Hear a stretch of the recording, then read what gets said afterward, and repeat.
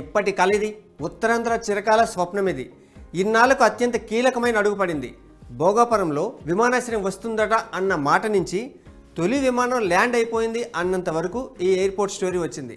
Yes, భోగాపురంలోని Alluri international airport రన్వేపై విమానం ల్యాండింగ్కి సంబంధించిన పరీక్ష జరిగింది. ఢిల్లీ నుంచి ఎగిరి భోగాపురంలో వాలింది. విమానయాన శాఖ మంత్రి రామ్మోహన్ నాయుడు స్వయంగా ఎయిర్ ఇండియా విమానంలో వచ్చారు. అదే విమానంలో ఎంపీ కలిసిటి అప్పలనాయుడు కూడా ఉన్నారు. విమానం సేఫ్గా ల్యాండ్ అయింది అంటే ఇక్కడి నుంచి విమానయానానికి ఇక ఏ చిక్కులు లేనట్టే. ఇంతకీ ఈ ఎయిర్పోర్ట్ ఎప్పటి నుంచి పూర్తి స్థాయిలో తన కార్యకలాపాలను ప్రారంభించనుంది? దీని ఆపరేషన్స్ మొదలైతే ఉత్తరాంధ్ర ముఖ చిత్రం ఎలా మారనుంది?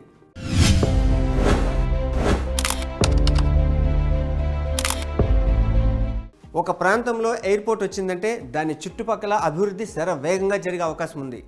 రియల్ ఎస్టేట్లో మార్పు వస్తుంది. ఆ చుట్టుపక్కల ప్రాంతాల ఉత్పత్తులను ఎగుమతి చేయడానికి వీలవుతుంది. ప్రత్యక్ష పరోక్ష ఉపాధి అవకాశాలు పెరుగుతాయి. దీంతోపాటు ఆ చుట్టుపక్కల ప్రాంతాలకు వచ్చే టూరిస్టులు కూడా పెరుగుతారు.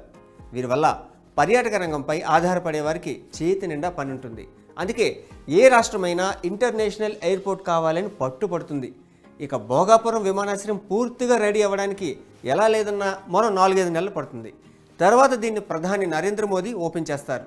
ఏపీ సర్కార్ ఈ విమానాశ్రయం కోసం ఇప్పటికే 2203 ఎకరాలను ఇచ్చింది. అదనంగా మరో 500 ఎకరాలు కూడా ఇచ్చింది. ఇందులో విమానయానానికి సంబంధించిన అనుబంధ విభాగాలు చాలా రావచ్చు. దీనివల్ల అదనంగా ఉపాధి అవకాశాలు కూడా వచ్చే ఛాన్స్ ఉంది. ఒక భారీ విమానం ఏదైనా ఎయిర్పోర్ట్లో ల్యాండ్ అవ్వాలంటే దానికి చాలా వ్యవస్థలు పర్ఫెక్ట్గా పనిచేసే స్థితిలో ఉండాలి. ఇప్పుడు ఎయిర్ ఇండియా విమానం భోగాపురం వచ్చింది అంటే రన్వేతో పాటు air traffic control tower, ATC సెంటర్లు, నావిగేషన్, టెర్మినల్ బిల్డింగ్, ప్రధాన బిల్డింగ్, ఏటీసీ వ్యవస్థలు, రాడార్ సిగ్నల్స్ ఇలా అన్నీ సిద్ధమయ్యాయని అర్థం. ట్యాక్సీ స్టాండ్, ఎర్త్ వర్క్ పనులు 100% పూర్తయ్యాయి. మెయిన్ యాక్సెస్ రోడ్డు పనులు 90% పూర్తయ్యాయి.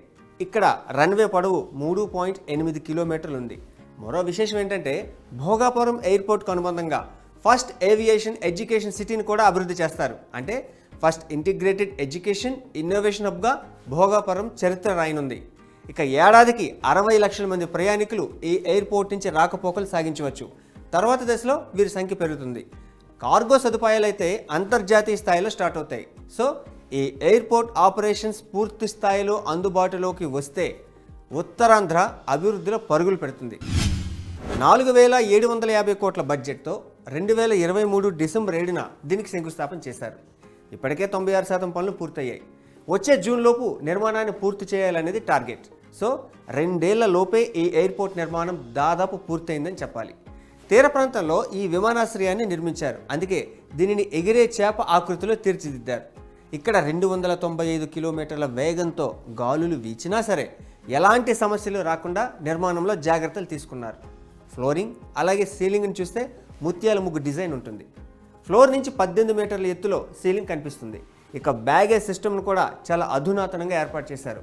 ఇలా అన్ని రకాలుగా విమానాశ్రయంలో హై ఎండ్ టెక్నాలజీని వినియోగించారు. ఇది పూర్తిగా అందుబాటులోకి వస్తే విజయనగరం, విశాఖపట్నం, శ్రీకాకుళం ఉమ్మడి జిల్లాలతో పాటు పక్కనున్న ఒడిశా సరిహద్దు ప్రాంతాలకు కూడా ఇదే మెయిన్ ఎయిర్పోర్ట్ అవుతుంది. ఆల్రెడీ విశాఖపట్నంలో ఎయిర్పోర్ట్ ఉంది కదా, మళ్ళీ భోగాపురంలో అంతర్జాతీయ విమానాశ్రయం ఎందుకు అని అనుకోవచ్చు. కానీ వైజాగ్లో ఉన్న ఎయిర్పోర్ట్ నేవీది. అందుకే విదేశాలకు ఇక్కడి నుంచి వెళ్లే సదుపాయం కొంతవరకే ఉంది. దీనివల్ల ప్రయాణికుల సంఖ్య కూడా తక్కువగానే ఉంది. ప్రస్తుతానికి విశాఖ నుంచి 33 విమాన సర్వీసులు నడుస్తున్నాయి. భోగాపురం ఇంటర్నేషనల్ ఎయిర్పోర్ట్ సేవలు అందుబాటులోకి వస్తే దేశ విదేశాల్లో వివిధ నగరాలకు విమాన ప్రయాణ సౌకర్యం ఉంటుంది. దీనివల్ల రాకపోకలు పెరుగుతాయి, వాణిజ్యం పెరుగుతుంది, ఉపాధి అవకాశాలు కూడా పెరుగుతాయి. ప్రస్తుతానికైతే ఏటా 5-6 టన్నుల సరుకును మాత్రమే రవాణా చేస్తారు. తర్వాత దీన్ని 20,000 టన్నులకు పెంచుతారు. పశ్చిమాసియా, తూర్పు ఆసియా దేశాలకు కనెక్టివిటీని పెంచేలా చర్యలు తీసుకుంటారు. ఇది అంతిమంగా ఉత్తరాంధ్ర ముఖ చిత్రం మార్చేలా అభివృద్ధికి దోహదపడుతుందని చెప్పచ్చు.